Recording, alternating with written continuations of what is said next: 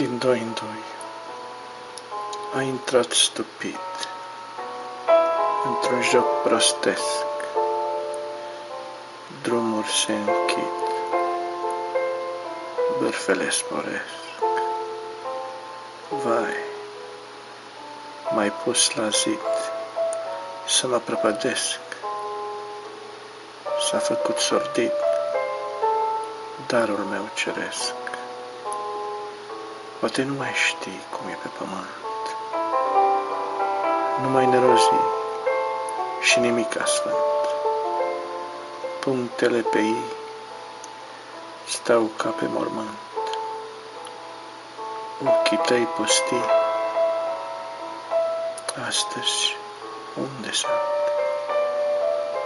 Totuși, cum explici că alaltăieri ai plecat de aici fără de poveri, cu bagaje mici către nicăieri, nici cu nimeni, nici, simulând că speri? Doamne, cum arăți,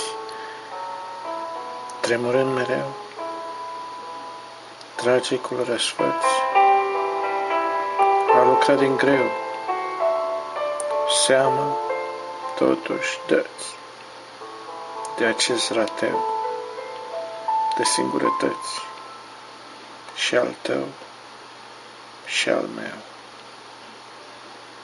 Nu mă mai consum,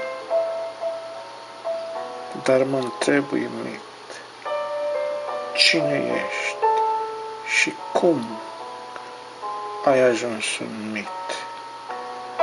Cel din urmă drum, muchea de cuțit, și aud postul că ne-am fi iubit.